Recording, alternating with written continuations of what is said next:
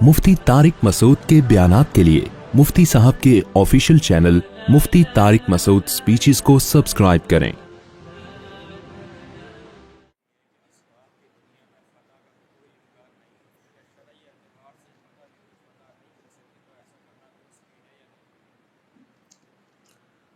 ایسا نہیں ہے کہ اسباب کی دنیا میں فتح کا چانس ہی نہیں ہے. جنگ چھڑی تو بہت سے بڑے ملک اس میں کود پڑیں گے.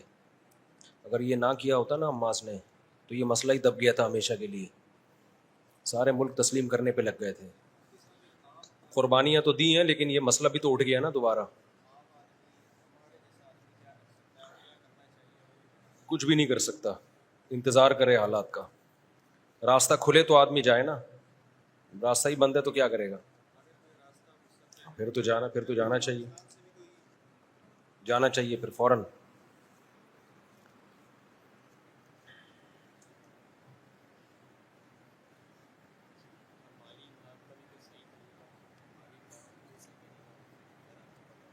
ہاں وہ بھی پاکٹ ویلفیئر ٹرسٹ کر رہے ہیں. یہ سوال پوچھا ہے جی, اسلام میں کسی بھی حال میں نماز چھوڑنا جائز نہیں, لیکن آپ کے گارڈ کم نماز پڑھتے ہیں. یہ نماز پڑھ کے آتے ہیں مغرب کے بعد, یہ یہاں جب جماعت ہوتی ہے اس کے بعد پڑھتے ہیں. عشاء کی نماز کا ٹائم تو بہت ہوتا ہے, کوئی ایک گارڈ بھی نماز نہیں چھوڑتا ہے.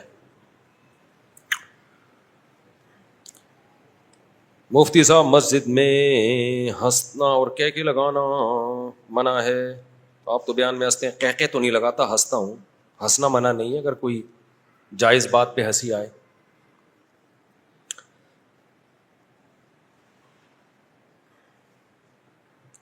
اس پر میں بہت دفعہ بھی بیان بھی پورا ریکارڈ کروا چکا ہوں, اور پھر اسی بات کو بار بار ریپیٹ کریں گے, کوئی فائدہ نہیں ہے.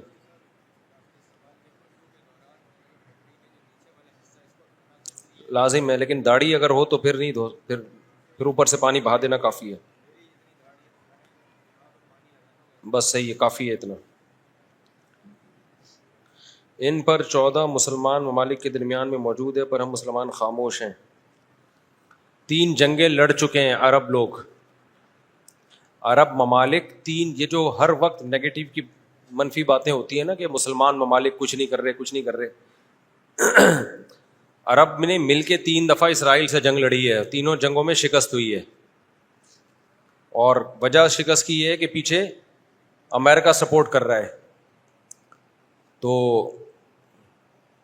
کیونکہ اسرائیل سے لڑنے کا مطلب ہے کہ امریکہ سے لڑائی, اس وجہ سے شکست ہو جاتی ہے. تو وہ 3 دفعہ لڑ کے بیٹھ چکے ہیں, اب کیا کریں ہم. ہونا یہ چاہیے اگر تھوڑا سا بارڈر کھول دیں نا تو پوری دنیا کے مسلمان پیدل ہی اسرائیل کو فتح کر کے آ سکتے ہیں. اتنی بڑی تعداد میں مسلمان ہیں, اور ان میں جانے کا جذبہ بھی ہے کہ تھوڑا سا بھی راستہ کھل جائے تو یہ پیدل ہی ہوتے ہوتے, اتنی بڑی تعداد ہے تو یہ 8-10 کروڑ تو ویسے ہی چلے جائیں گے. اسرائیل پہیاں فتح کر کے آ جائیں گے. لیکن بات یہ کہ جانے نہیں دیتے, راستہ نہیں ہے. کیونکہ اگر مصر راستہ دیتا ہے نا, تھوڑا سا بھی راستہ کھولتا ہے, تو پہلے اسی بیس پہ اسرائیل مصر پہ اٹیک کر کے اس کے علاقے لے چکا ہے کہ مصر نے راستہ کھولا ہوا تھا مجاہدین کے لیے. تو اس بیس پہ اسرائیل نے آدھا مصر پہ قبضہ کر لیا. سمجھ رہے ہو. تو جب مصری ہاتھ سے نکل گیا ان کے, تو ایسا گچھی پکڑی ہے نا چاروں طرف سے. تو اب دیکھیں آگے ہوتا کیا ہے, اللہ خیر کرے.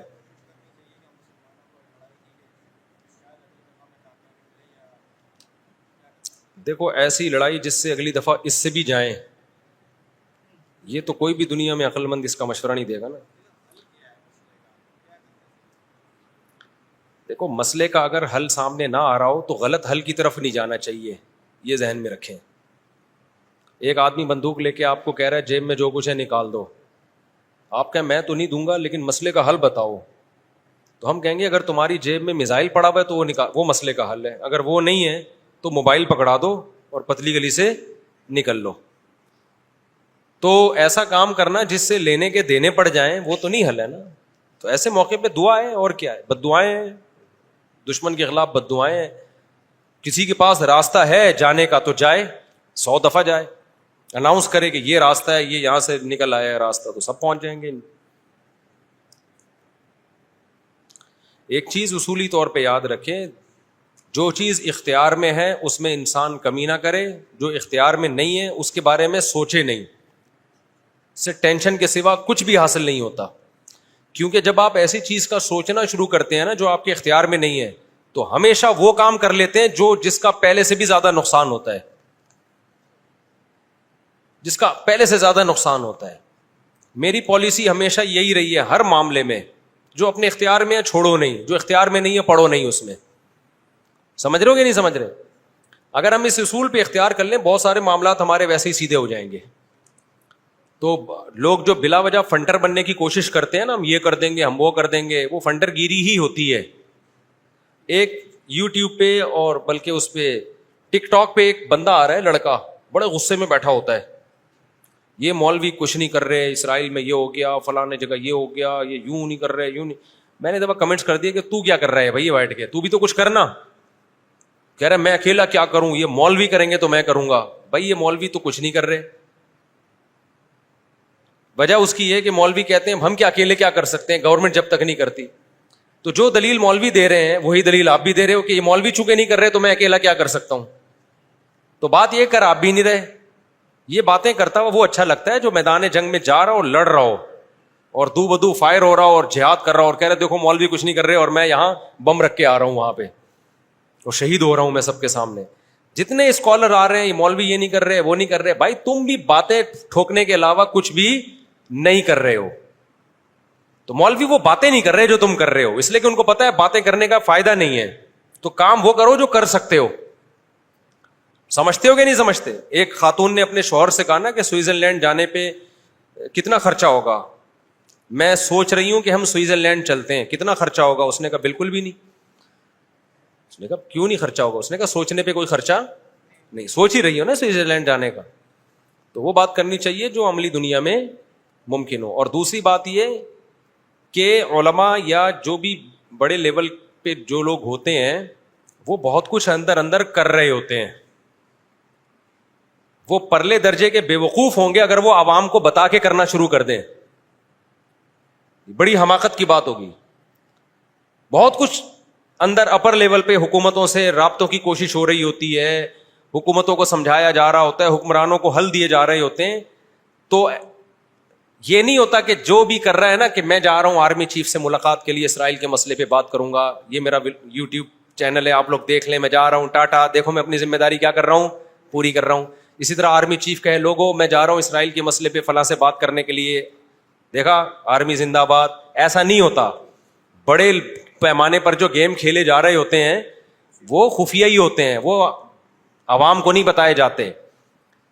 تو بہت کچھ ہو رہا ہوتا ہے. اب سعودی عرب کا بادشاہ کیا کچھ کر رہا ہے ہمیں نہیں پتا, تو ہمیں نہ تعریف کرنی ہے کیونکہ ہو سکتا ہے وہ جھوٹی تعریف ہو, اور نہ ہم نے برائی کرنی ہے کیونکہ ہو سکتا ہے وہ جھوٹی برائی ہو. ہم نے چپ کر کے بیٹھنا ہے, اپنا جو ہم کر سکتے ہیں وہ کریں. کسی کے خلاف یہ کچھ نہیں کر رہے وہ کچھ نہیں کر رہے, یہ یوں نہیں کر رہا وہ یوں نہیں کر رہا, تو بھائی تو کیا کر رہا ہے؟ تو بھی تو یہی کر رہا ہے کہ وہ کچھ نہیں کر رہا تو یہ کچھ نہیں کر رہا تو وہ کچھ نہیں کر رہا, اور یہ تو بھی تو یہی کر رہا ہے, تو اس سے بہتر ہے کہ تو بھی کچھ نہ کرتا. کیا خیال ہے؟ تو اس لیے یہ اندر بہت کچھ. اب دیکھو جب بھی ہمارے یہاں اسمبلی میں کہ لا پاس ہوا ہے نا وہ ہوا ہی نہیں ہے. وجہ اس کی ہے کہ جب ہمارے یہاں اسمبلی میں بعض بڑے اچھے قوانین پاس ہوئے ہیں اسلام کے فیور میں, قوم کے فیور میں, وہ سارے قوانین وہ ہیں جو چھپڑ میں ہو گئے.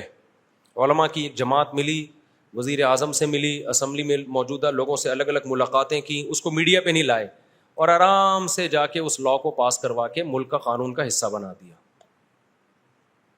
لیکن وہ قانون وہ تحریکیں جو میڈیا پہ آ گئیں, دھرنے یہ پاس کرو یوں کرو ہم یہ کر دیں گے ہم یوں کر دیں گے, وہ کبھی بھی نہیں پاس ہوئے.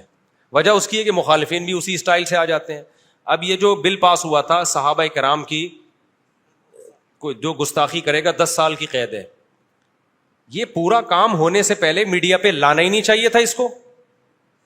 ابھی سینٹ سے بل پاس ہوا ہے اور ایک دم شور شرابہ مبارک باتیں. میرے پاس بھی فون آیا کہ مصعب مجھے کیا پتا, پورا میں سمجھتا پورا کام ہو گیا. ہم نے بھی کہا مبارک ہو بھائی ماشاء اللہ, پتا چلا وہ پاس ہی نہیں ہوا وہ, کیونکہ مخالفین اتنے متحرک ہو گئے. ارے جب آدھا کام ہوا تھا آدھا ہوا ہی نہیں تھا تو چھپڑ میں جا کے چپکے سے اس آدھے کو بھی کروا لیتے یار. پورا کام تو ہو جاتا, اس کے بعد مٹھائیاں بٹتی. پھر بھی مٹھائیاں بانٹنے کی ضرورت نہیں تھی. کیوں دشمن کو آپ जोश दिला रहे हो, चुपके से एक काम होता, आराम से होके खत्म हो जाता। लेकिन चूंकि मंजन बिकता नहीं है आम तौर पर, लोग कहेंगे ये मौलवी कुछ भी नहीं कर रहे, तो लोगों की नफ्सियात लोगों को पता है, लोगों को पता है यहाँ शोर शराबे पे ज्यादा वोट मिलते हैं, काम पे कोई भी लिफ्ट बोलो नहीं कराता। हमें याद है जामिया रशीद ने एक दफा कोशिश की कि लॉ पास हो जाए कि हराम ना पाकिस्तान से एक्सपोर्ट होगा ना इंपोर्ट होगा, हराम गोश्त। अब जामियत की इंतजामिया ने छप्पड़ में चुपके से जाके ना अंदर अंदर जाके वो असम्बलियों में लोगों से मिले और पास हो गया कानून, लॉ बन गया कि पाकिस्तान से ना हराम गोश्त एक्सपोर्ट होगा ना इंपोर्ट। बाद सियासी जमातों ने जो जिनमें जरा भी उनका हिस्सा नहीं था इस कानून को पास करवाने में, जिनके पहले बड़ी रिक्वेस्टें की जा रही थी यार कुछ, उन्होंने कुछ भी नहीं, लेकिन उन्होंने जो जुलूस निकाला। बहुत पुरानी बात है, आपको पता ही चलेगा कि सियासी जमात की बात हो रही है कि जी हमारा लीडर जिंदाबाद, और देखो ये कानून क्या कर दिया उसने, हालांकि कख भी नहीं किया था उसने ठीक है ना,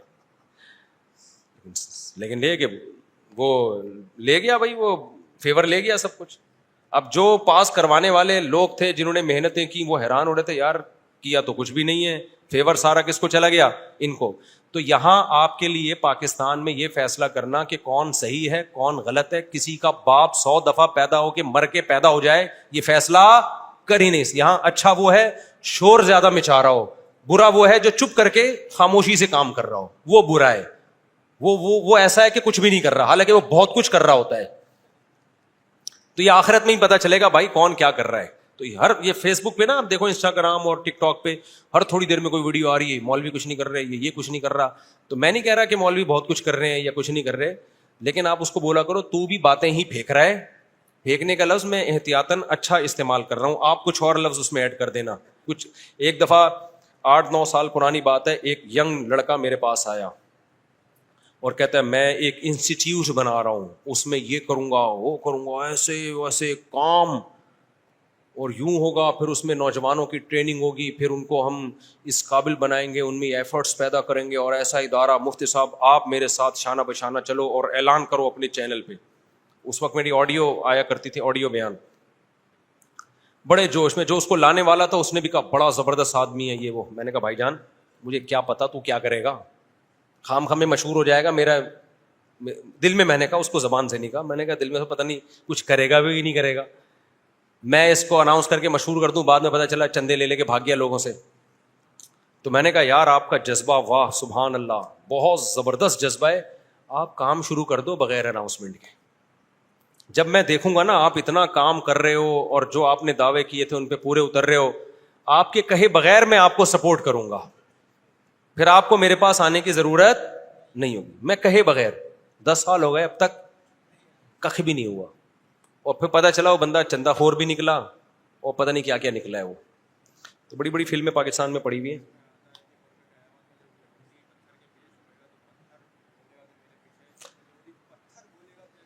पत्थर बोलेगा क्या मतलब है?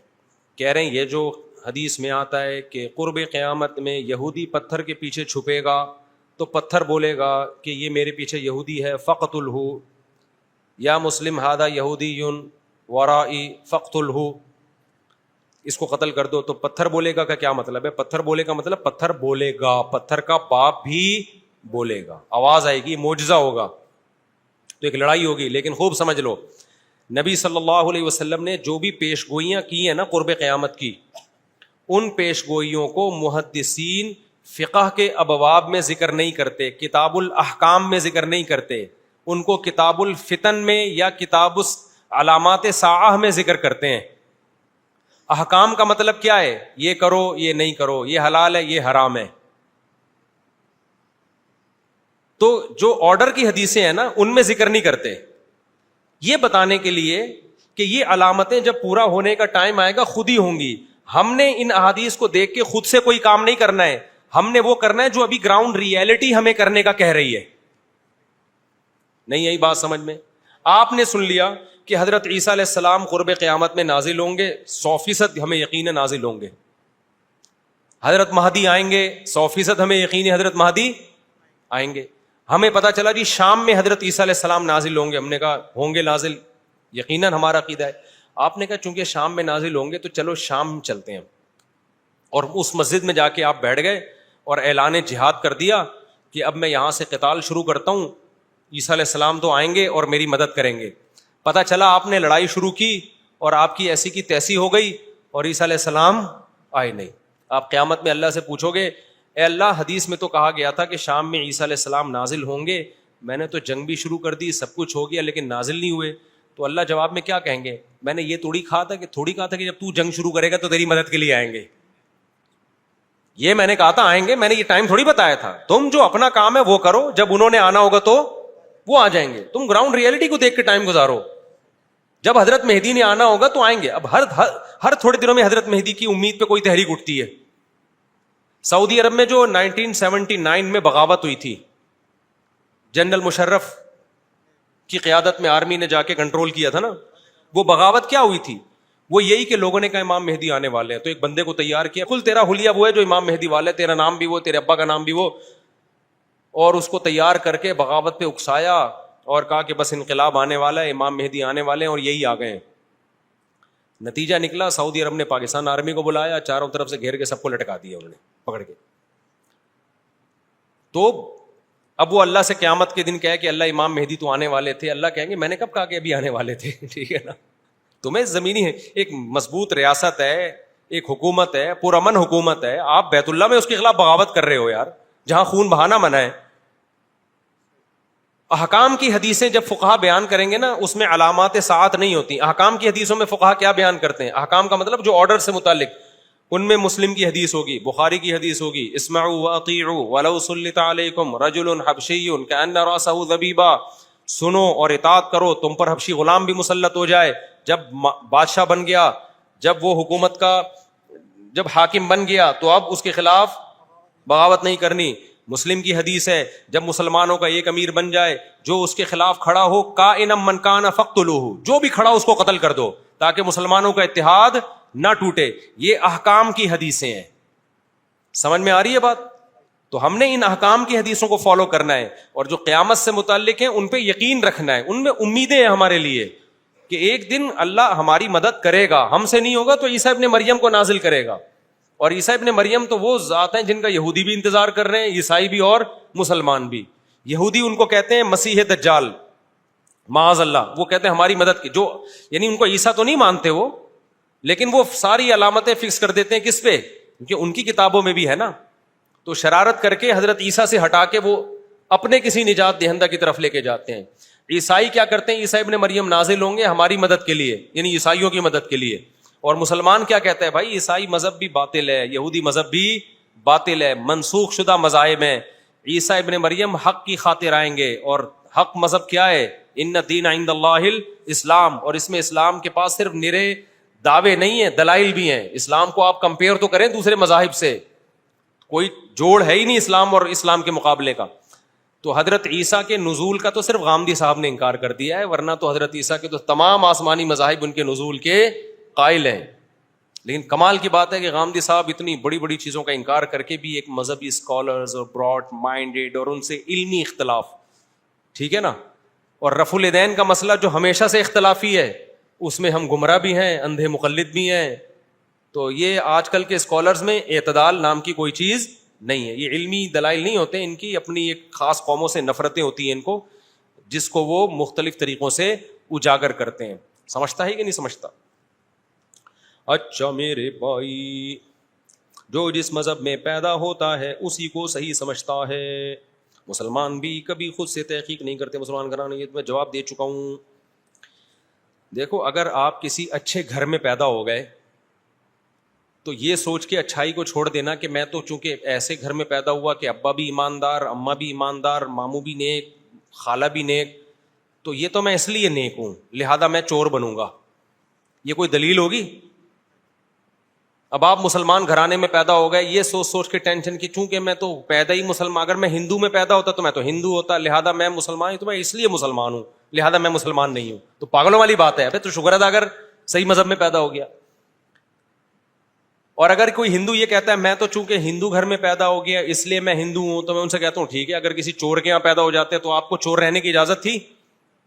آپ چرسیوں کے پیدا ہو جاتے تو آپ کو اجازت تھی؟ میں خدا نخواستہ ہندوؤں کو چوروں اور چرسیوں سے نہیں ملا رہا, میں ایک مثال دے رہا ہوں کہ اگر دلائل کی دنیا میں اس کا غلط ہونا ثابت ہو گیا ہے ہندو مذہب, اگر ثابت نہیں ہوا تو آپ ہندو رہ کے زندگی گزارو.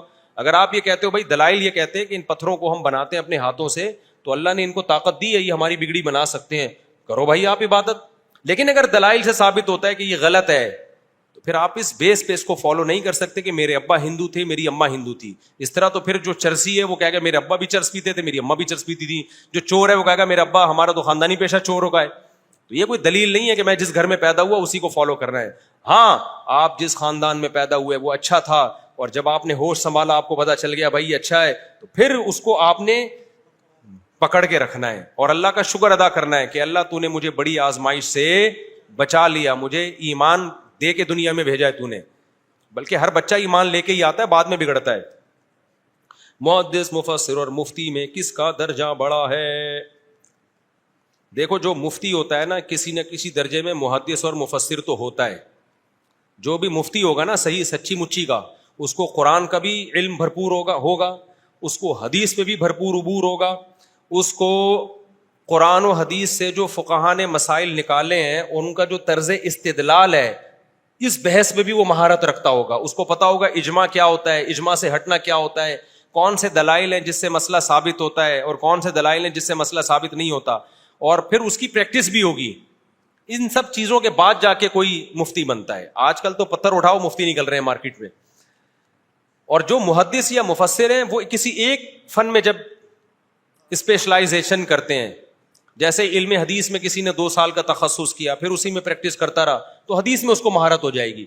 اسی طرح جو لوگ تفسیر پڑھتے رہے, درس دیتے رہے اور تفسیروں کا مطالعہ کرتے کرتے ان بہت مہارت حاصل کر لی تو اس کو ہم کہتے ہیں بھئی یہ تفسیر میں کیا ہو گیا ہے, اسپیشلسٹ بن گیا ہے. تو لیکن ان تمام باتوں میں مہارت کی بنیاد یہ کہ آپ کو عربی آتی ہو. جس کو عربی نہیں آتی وہ ان میں کسی بھی فن میں مہارت حاصل کر ہی نہیں سکتا ہے. یہ ایسے ہی ہے جیسے ڈاکٹر کو انگلش نہیں آتی لیکن میڈیکل کالج میں اچھے نمبر سے پاس ہو گیا تو سارا سلیبس آپ کا انگلش میں ہے بھائی. تو اگر اردو میں ہوتا پھر تو ٹھیک ہے, جاپانیوں کا جاپنیز میں ہے, رشین کا رشین میں ہے, ترکیوں کا ترکی میں, ٹھیک ہے. پاکستان میں ایسا نہیں ہے. تو اسی طرح ہمارے جو مدارس کا جو پورا سلیبس ہے نا وہ اردو میں یا فارسی میں یا انگلش میں نہیں ہے, وہ A to Z کس میں ہے, وہ عربی میں ہے. تو جن لوگوں کو عربی نہیں آتی ہے وہ نہ قرآن سمجھ سکتے ہیں قرآن کی زبان میں, نہ حدیث پہ عبور حاصل ہو سکتا ہے, کیونکہ جو فن حدیث کی جو اسماء الرجال کی کتابیں وہ بھی ساری عربی میں. اس کو تو یہی نہیں پتا چلے گا یہ حدیث کا ترجمہ بھی ٹھیک ہے یا نہیں ہے. تو آج کل کے جتنے اسکالرز آ رہے ہیں نا جو بڑے ریسرچر بنے ہوئے ہیں, ریسرچر تو ایک عالم سے بھی اوپر کا درجہ ہے نا, محقق بنے ہوئے ہیں, ان کو تحقیق کی زبان جو عربی ہے وہ بھی نہیں آتی ہے, تبھی بڑی بڑی غلطیاں کر رہے ہوتے ہیں وہ.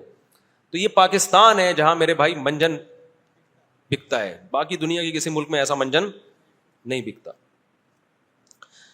اچھا میرے بھائی, فرقوں میں سے ایک فرقہ جنتی ہوگا تو 4 مجتہدین میں بھی تو اختلافات ہیں, ان اختلافات کے باوجود بھی سب ایک ہی فرقے میں آتے ہیں. چاروں مجتہدین میں جو اختلافات ہیں یہ فروعی اختلافات ہیں, یہ صحابہ میں بھی موجود تھے, تو اس کو فرقہ واریت نہیں کہا جاتا. یہ تو صحابہ کے درمیان موجود تھے, تو اس کا مطلب صحابہ نے کیا فرقے بنا لیے تھے. تو فروعی مسائل کی بیس پہ جو اختلاف ہوتا ہے وہ فرقہ واریت نہیں کہلاتا. جو بیسک چیزوں میں اختلاف ہوتا ہے نا وہ فرقہ واریت کہلاتا ہے. چلو مجھے ایک وضاحت کا موقع مل گیا. میرے خلاف ابھی ایک کلپ آیا ہوا ہے, کوئی خاتون نقاب میں بیٹھی ہوئی ہیں, ان سے کوئی انٹرویو لے رہا ہے, شاید آپ نے بھی دیکھا ہو. خاتون نے کہا کہ مفتی طارق مسعود صاحب کا میں نے ایک کلپ سنا, بہت افسوس ہوا کہ اتنا مشہور آدمی اور مذہبی اسکالر جب اس طرح کی بات کرے گا تو عوام بیچاری کہاں جائے گی. یہ پورے الفاظ تو مجھے اس خاتون کے یاد نہیں, مطلب اس کا یہی. انٹرویو لینے والے نے, پوڈ کاسٹ والے نے پوچھا جی کیا کلپ ہے, انہوں نے کہا کہ جی ان کا میں نے بیان سنا, یہ کہہ رہے ہیں کہ 73 فرقوں میں ایک جنتی ہے, تو وہ جنتی بھی تو فرقہ ہی ہوگا نا, 73 میں سے ایک ہوگا نا وہ, تو اس کو فالو کرو, اور ان 73 کو ہم ختم نہیں کر سکتے جو 72 ہوں گے اس کے علاوہ. تو افسوس کی بات ہے, ان کو تو کہنا چاہیے تھا ان فرقوں کو ختم کرو, لیکن یہ کہہ رہے نہیں ان میں سے ایک فرقے کو فالو کرو. تو یہ تو فرقہ واریت پھیلا رہے ہیں. ہونا تو یہ چاہیے ان فرقوں کو ختم کر کے کس پہ آ جاؤ, یعنی قرآن و سنت پہ آ جاؤ. تو دیکھو نبی نے جو فرمایا نا کہ 73 فرقے ہوں گے ایک جنتی, تو مطلب کیا ہے, وہ ایک فرقہ جو جنتی ہوگا وہ قرآن و سنت کو فالو کرتا ہوگا, تو وہ بھی تو فرقہ ہی ہوگا نا. کیا خیال ہے, حدیث اس کو فرقہ کہہ رہی ہے بھائی. تو یہ تو حدیث سے پتا چل رہا ہے فرقے ختم نہیں ہو سکتے. فرقے ایک ہی طرح سے ختم ہو سکتے ہیں, 73 فرقوں کو لا کے 72 کو بم سے اڑا دو, جو ایک بچے وہ جنت میں. یہ کر سکتے ہو آپ؟ جب یہ نہیں کر سکتے ہیں تو آپ, کیونکہ نظریہ تھوپا تھوڑی جا سکتا ہے. فرقوں سے زیادہ مسئلہ تو مذہبوں کا ہے نا. 73 اگر فرقے ہیں تو مذہب دنیا میں کتنے ہیں؟ عیسائی, یہودی اور ہندو, سکھ, بدھسٹ, پتہ نہیں اور جاؤ گے تو چھوٹے موٹے کتنے نکلیں گے. تو دنیا میں امن پھیلانے کا یہ طریقہ نہیں ہے کہ سارے مذہبوں کو بم سے اڑا کے ختم کر دو اور صرف مسلمان باقی رہ جائیں. اس سے مذہبی نفرت ختم ہوگی کہ سارے انسان ایک مذہب پہ آ جائیں گے؟ ایسا نہیں ہوتا. ہوگا یہ لا اکراہ فی الدین, اللہ نے کہا دین میں کوئی زبردستی نہیں ہے. بھائی یہ اسلام ہے, یہ کفر ہے, جس نے ادھر آنا ہے ادھر آ جائے, ادھر جانا ہے اتھے چلا جائے, لیکن لڑو نہیں آپس میں, نفرتیں نہیں پھیلاؤ. یہی اسی سے ختم ہوگی نا مذہبی نفرت. کیا خیال ہے؟ تبھی مسلمانوں نے جہاں بھی دنیا میں حکومت کی, ہندوؤں کے مندر بھی تھے, سکھوں کے بھی وہ گردوارا کہتے, سکھوں کے بھی تھے, عیسائیوں کے بھی چرچ تھے, سب جا رہے تھے. اسلام واضح تھا, بھائی یہ اسلام ہے, جس نے ادھر جانا ہے ادھر جائے, ختم. تو اسی طرح فرقہ واریت جو ختم ہوگی نا, وہ اس طرح نہیں ہوگی کہ یہ والا فرقہ جہنم میں جائے گا, یہ والا جہنم میں جائے گا, اس کی نماز غلط, اس کی نماز غلط, اس کی نماز غلط, اس کی نماز غلط. یہ طریقوں سے جیسے میں کہنا شروع کر دوں ہندو غلط, عیسائی غلط, سکھ غلط, اور ہر بیان میں یہ کرتا رہوں, ہو سکتا ہے کوئی ہندو یہاں آ کے بم رکھ کے چلا جائے. ٹھیک ہے, ایک دن ہوگا, 2-4 دفعہ تو چلتا ہے, 6-8 دفعہ ہوگا, بولے گا بھائی تو کیا کر رہا ہے بھائی, تو اسلام کو ایکسپوز کر, بتا توحید کیا ہے, ہمیں نام لے لے کے کیوں کر رہا ہے ایسے. تو اسی طرح جو اسلام میں 73 فرقے وہ تو ہوں گے, وہ تو نبی نے کہہ دیا, وہ ختم تھوڑی ہو سکتے ہیں. ابھی پورے 73 ہوئے نہیں ہے, لیکن ابھی رپورٹ یہ ہے کہ ہونے والے ہیں, اور سارے پاکستان میں ہی پورے ہوں گے, جانے کی ضرورت ہی نہیں رہے گی. لیکن اس میں ایک طریقہ فرقہ واریت کو ختم کرنے کا یہ ہے کہ آپ بولے بریلوی ایسے, اہل حدیث ایسے, شیعہ ایسے, فلانا ایسے, ڈمکانے ایسے, اس کے بزرگ کی کتاب میں یہ لکھا ہوا, وہ دائرہ اسلام سے خارج نہیں ہے, لیکن کتاب میں لکھا ہوا کافر والا جملہ ہی ہے, تو خارج ہی کر دو بھائی تم. کیا خیال ہے؟ اس تکلف کی آپ کو ضرورت کیا ہے؟ بعض لوگ کہتے ہیں ہم کسی کو کافر نہیں کہتے, تو آپ کو یہ تکلف کی ضرورت کیا ہے جب آپ نے اس کی عبارتوں سے نکال کے قادیانیوں سے بھی بدتر بنا دیا اس کو. تو اب یہ تکلف کہ وہ کافر نہیں ہے, تو اس کی یہ ایسی میٹھی چھری ہے نا, یہ ایسے جیسے میں بولوں کہ یہ آپ کو مثال دے رہا ہوں, آپ ہو نہیں ایسے. یہ میرے پاس آئے, میں کہوں یہ ویڈیو کیمرے میں دیکھو یہ چوری کر رہا ہے. اب یہ کیا یار, یہ تو کسی کو نہیں پتا تھا بھائی, یہ تو مجھے پتا تھا مفتی صاحب آپ نے کیا کیا, یہ دیکھو یہ چوری, یہ دیکھو یہ دیکھو یہ. لیکن بھائی ہے میرا, میں نماز سب کے پیچھے پڑھتا ہوں, اور مسلح میں اس کو لے آیا, تو یہاں نماز پڑھا, میں تیرے پیچھے نماز پڑھوں گا. آپ بولو گے یار اس تکلف کی, گندا مجھے اتنا کر دیا, کسی کام کا نہیں چھوڑا. اور یہ تو میں صحیح الزام اگر لگا رہا ہوں نا, اور حقیقت یہ کہ الزام بھی صحیح نہ ہو, سیاق و سباق سے ہٹ کر الزام ہو, وہ الزام بھی غلط ہو, چاہے کسی پہ بھی لگ رہا ہو, سیاق و سباق سے ہٹ کے عبارت پیش کی جا رہی ہو, تو پھر کتنی نفرت پھیلے گی. پھر تو ایسی جو ہے وہ دلوں میں چنگاریاں پیدا ہوں گی, اس سے فرقے ختم نہیں ہوں گے, اس سے تو اور بڑھیں گے, بہت زیادہ ایکسٹریم لیول پہ لوگ مار دھاڑ میں لڑائیوں میں جائیں گے. اس کا طریقہ یہ ہوتا ہے کہ آپ بتا دیں ہماری رائے میں قرآن و سنت کے مطابق یہ بات ٹھیک ہے, جس نے فالو کرنا ہوگا کر لے گا, نہیں کرنا ہوگا نہیں کرے گا. اور اگر آپ کو کسی سے اختلاف ہے تو آپ بتا دیں بھائی ان کی یہ رائے ہے, لیکن ہماری رائے میں یہ قول ٹھیک نہیں ہے, اس کے یہ دلائل ہے, بتا دیں. جس نے آنا ہوگا آ جائے گا, نہیں آنا ہوگا نہیں آئے گا. اور یہ ہمیشہ سے ہوتا آ رہا ہے, ائمہ اربعہ میں ایسا ہی ہوا ہے, ان میں اسی طرح ہوا ہے, تبھی ان کی کتابیں لکھی گئی, کسی نے اس کو فالو کیا, کسی نے اس کو فالو کیا. اچھا لوگ یہ کہتے ہیں جب یہ چاروں امام قرآن و سنت کو مانتے تھے تو ان میں اختلاف کیوں ہے؟ تو یہ الزام پہلے صحابہ پہ لگے گا, وہ بھی تو قرآن و سنت کو مانتے تھے مگر اختلاف ان میں بھی تھا. وجہ اس کی یہ ہے کہ قرآن و سنت میں اختلاف نہیں ہوتا, قرآن و سنت کی تشریح میں اختلاف ہوتا ہے. جب قرآن و سنت کی تشریح میں اختلاف ہو گیا نا, تو اب اس اختلاف کو ختم کرنا ممکن نہیں ہے. جس کو جو تشریح سمجھ میں آ رہی ہے وہ اس کو فالو کرے گا, دیٹس آل, اور اللہ سب کو معاف کر دے گا. نیت اس کی ٹھیک ہونی چاہیے. تو آج ہو یہ رہا ہے کہ رفع الیدین جو کرتا ہے نا, وہ کہے گا یہ رفع الیدین نہ کرنے والے یہ اندھے مقلد ہیں, یہ حدیث کو نہیں مانتے. جب یہ اسٹائل ہوگا نا آپ کا تو پھر آپ اچھی امید نہ رکھو. پھر آپ یہ نہ سمجھو کہ ہم کہیں ماشاء اللہ یہ اتنے اچھے ہوتے ہیں. پھر ہم دلائل بھی دیں گے اور پھر ہم دلائل کی دنیا بتائیں گے کہ تم چوری کرتے ہو, تم غلط کرتے ہو, تم قرآن و سنت کے نام پہ الو بنا رہے ہو. حدیث میں اگر رفع الیدین کرنا ہے تو نہ کرنا بھی ہے. آپ نہ کرنے والے پہ ایسے ڈھٹائی کے ساتھ پی جاتے ہیں, اس کو ایسے گھننے بن جاتے ہیں, بالکل ضعیف ضعیف کہہ کے نا, ضعیف ضعیف. ہم تمہیں تمہارے علماء کی کتابیں دکھا رہے ہیں, محدثین کی دکھا رہے ہیں, بھائی وہ حدیث ضعیف نہیں ہے. اب سوال پیدا ہوتا ہے کہ پھر کرنا ہے, جب نہ کرنا بھی ہے اور کرنا بھی ہے تو پھر ہر ایک کی ترجیح کا طریقہ مختلف ہے. امام شافعی نے دیکھا کرنے کی حدیثیں زیادہ ہیں, انہوں نے کہا کرنا سنت ہے. امام ابو حنیفہ کا یہ اصول ہی نہیں ہے کہ کون سی حدیثیں زیادہ ہیں. امام ابو حنیفہ کا اصول ہے آخر سے آخر عمل کو دیکھو کون سا عمل آخر میں ہے. امام صاحب کی دلیل یہ ہے کہ بھائی رفع الیدین اگر کرنے کو دیکھا جائے تو 2 سجدوں کے درمیان بھی کرنا ہے, سلام کے وقت بھی رفع الیدین ہے, کیونکہ نبی نے سلام کے وقت صحابہ کو رفع الیدین سے منع کیا ہے. اس کا مطلب صحابہ پہلے کرتے تھے اور یہ کام صحابہ نے خود سے نہیں کیا ہوگا, یقیناً نبی کو دیکھ کے کیا ہوگا, پھر نبی نے چھوڑ دیا. تو جب 2 سردوں کے درمیان نبی نے چھوڑا ہے, حالانکہ سردوں کی حدیث موجود ہے اور کسی حدیث میں نہیں ہے کہ نبی نے 2 سردوں کے درمیان کرنے سے منع کیا ہو. تو اگر ہم کہتے ہیں کہ بھئی آخری عمل اگر دیکھا جائے نا تو بہت سارے قرائن ہیں کہ جس سے پتہ چلتا ہے آخر میں صرف تکبیر تحریمہ والا رہ گیا تھا. تو ابو حنیفہ کی یہ رائے بہت مضبوط ہے. آپ نہ مانیں لیکن آپ یہ کہیں کہ ہماری رائے ہے, باقی تو سب گھاس کھا رہے تھے, یہ بات نہیں ہم مانیں گے. یہ کوئی جاہل تو مان لے گا, کوئی پڑھا لکھا آدمی اس کو تسلیم نہیں کرے گا. سمجھتے ہو کہ نہیں سمجھتے ہو؟ امام ترمذی نے جو لکھا ہے نا رفع الیدین نہ کرنے والی حدیث کے آخر میں, انہوں نے لکھا وَبِهِ يَقُولُ غَيْرُ وَاحِدٍ مِّنْ أَهْلِ الْعِلْمِ, کیونکہ امام ترمذی اہل علم تھے نا, امام بخاری کے شاگرد, ان کو اختلاف پیش کرنا آتا تھا. کمال کی بات ہے امام ترمذی رفع الیدین کرنے کے قائل تھے, لیکن رفع الیدین نہ کرنے کی دلیل کو بھی بڑے مضبوط انداز میں پیش کیا انہوں نے, کیونکہ ان کو پتا تھا یہ مسئلہ اختلافی ہے. آج کیونکہ جاہل پیدا ہو رہے ہیں, علم ہے نہیں, 4 حدیثیں 4 نمبر مل جائیں اٹھا کے ایسے تھوپتے ہیں دوسروں کے اوپر کہ ہمیں ہی پتا ہے یہ تو گھاس کھا رہے ہیں 1400 سال سے. سمجھ میں آ رہی ہے بات کہ نہیں آ رہی؟ تو یہ کسی عالم کا اسٹائل نہیں ہوتا.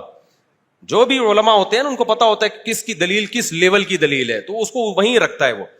تو امام ترمذی نے کیا لکھا جب رفع الیدین کی حدیث ذکر کی, انہوں نے کہا وہ بھی یقول بعض اہل العلم من اصحاب النبی, یہی بعض اہل علم صحابہ کا قول ہے.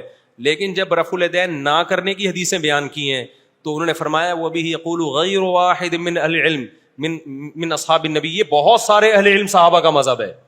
سمجھتا ہے کہ نہیں سمجھتا ہے؟ تو آج کل کے اسکالر سے قطعاً متاثر ہونے کی ضرورت نہیں ہے. ان کی سب سے بڑی غلط ہونے کی دلیل یہ ہے کہ کوئی عالم ان سے متاثر نہیں ہوتا. اچھا لوگ فوراً کہتے ہیں علماء متاثر نہیں ہو رہے کیونکہ دکانیں بند ہو رہی ہیں. دیکھو کوئی ڈاکٹر ایسا ہو کہ کوئی ڈاکٹر متاثر نہ ہو رہا ہو تو اس کا مطلب یہ ڈاکٹر نہیں ہے, یہ عوام کو متاثر کر رہا ہے, کسی ایک عالم کو بھی متاثر نہیں کر رہا. تو یار علماء غلط ہیں میں مانتا ہوں, سارے کیسے غلط ہو گئے؟ یعنی 1400 سال ہو گئے اور یعنی انڈیا, پاکستان, بنگلہ دیش, سعودی عرب, مصر, ساری دنیا کے عالم ایک دم لاوارث ہو گئے. 2 سے 3 بندے اٹھے جنہوں نے امت کی نشأت ثانیہ کا ذریعہ بنے اور انہیں سچی مچی کا اسلام پیش کرنا شروع کر دیا. یہ میرا خیال ہے کسی غیر مسلم کی کھوپڑی میں یہ بات نہیں آئے گی. وہ کہے گا یار یہ تو تمہارا تو آوے گاوا ہی بگڑا ہوا ہے, تو یہ اب کیا 4 آدمی لا کے اسلام ٹھیک کریں گے کیا؟ وہ بتائیں گے نا بعد میں. اہل بدعت کے پیچھے نماز جائز ہے, مشرک کے پیچھے جائز نہیں ہے. تو رفع الیدین کا مسئلہ ہو گیا. تو خیر, تو بتانے کا مقصد یہ ہے کہ یہ جو نئے نئے مارکیٹ میں اسکالرز آ رہے ہیں نا, ان کے بھرم اور ان کے چیلنجوں اور ان کے دعووں سے متاثر ہونے کی ضرورت نہیں ہے. ہم آپ کو اپنی طرف نہیں بلا رہے, ہم قرآن و سنت کی دعوت دے رہے ہیں. لیکن ہم کہتے ہیں قرآن و سنت کی وہ تشریح نہیں چلے گی جو آج کے اسکالرز کر رہے ہیں, وہ تشریح چلے گی جس کو دنیا نے مانا ہے. ابو حنیفہ, شافعی, مالک, احمد بن حنبل, جن کی قانون کی کتابیں صدیوں سے چلی آ رہی ہیں, یونیورسٹیوں میں پڑھائی جا رہی ہیں, مدارس میں پڑھائی جا رہی ہیں, اسی پہ لاکھوں ہزاروں کروڑوں مفتی پیدا ہوئے, اسی کو امت نے فالو کیا, تو آپ کو بھی اسی کو فالو کرنا پڑے گا. ورنہ قرآن و حدیث کے نام پہ منجن بکتا رہے گا اور ان منجنوں پہ لیبل کون سا لگے گا؟ قرآن اور سنت کا. اس چیز سے ہم بچا رہے ہیں کہ امت مزید ٹوٹے گی, جڑے گی نہیں اس سے. تو میں اپنی فقہ میں نے تھوڑی مرتب کی ہے جو میں آپ کو بلا رہا ہوں, یہ میرے مسائل ہیں, فتاوی تاریخیہ پڑھا کرو. ہم تو آپ کو کہہ رہے ہیں جو قدیم فقہ چلا آ رہا ہے نا صدیوں سے, وہ صحیح ہے, وہ غلط نہیں ہو سکتا. آج کے اسکالرز غلط ہو سکتے ہیں, جن میں بھی غلط ہو سکتا ہوں, تبھی میں تو کہتا ہوں میں کوئی نئی بات مارکیٹ میں لے کر آؤں اٹھا کے پھینک دو اس کو, بولا یار یہ مارکیٹ میں نئی تحقیق نہیں چلے گی. اگر میں کہوں قرآن حدیث میں یہ, تو آپ کو قرآن حدیث پہلے والے لوگوں نے زیادہ اچھا سمجھا ہے مفتی صاحب. اب قرآن حدیث کے نام پہ کیا ہو رہا ہے, منجن بک رہا ہے, ٹھیک ہے نا. تو وہ والے لوگوں کا جو وہ مشہور واقعہ نا, ایک عورت گئی اندلس میں اور کہنے لگی کہ مجھے فتویٰ چاہیے. اس نے کہا قرآن و حدیث بتاؤں یا امام مالک کا قول؟ اس نے کہا امام مالک کا قول بتا دے بھائی, تو وہ تجھ سے زیادہ قرآن حدیث سمجھتے تھے, ورنہ ایسا نہ ہو قرآن حدیث کے نام پہ پتہ نہیں مارکیٹ میں کیا لا کے رکھ دے. سمجھ رہے ہو؟ تو آپ جب کوئی مفتی فتویٰ دیا کرے نا, تو آپ بولو یہ آپ قرآن حدیث کے مطابق تو نہیں ہے, تو پھر تو ظاہر ہے قابل قبول نہیں ہے. لیکن یہ ماضی میں کن لوگوں کا قول رہا ہے, یہ کنہوں نے فتویٰ دیا ہے؟ اگر وہ کہ کسی نے بھی نہیں دیا, میں مارکیٹ میں نئی چیز لا رہا ہوں, تو آپ اس سے بولو یار قرآن حدیث یتیم تھوڑی ہے جو آج تک کسی کے سمجھ میں نہیں آیا, اور تو نیا آیا ہے دنیا میں جو قرآن و سنت ہمیں سمجھا رہا ہے. یہ نہیں چلے گا. البتہ بدعت میں کسی کو فالو نہیں کرنا ہے.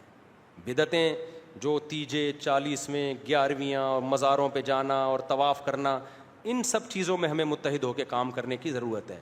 باقی رفع الیدین کرنا نہ کرنا یہ صدیوں سے اختلافی چلا آ رہا ہے, ان میں دونوں طرف دلیل ہے. جو ایک طرف شدت اختیار کرتا ہے وہ گمراہ ہے. سمجھتے ہو کہ نہیں سمجھتے؟ اللہ سمجھنے کی عمل کی توفیق عطا فرمائے.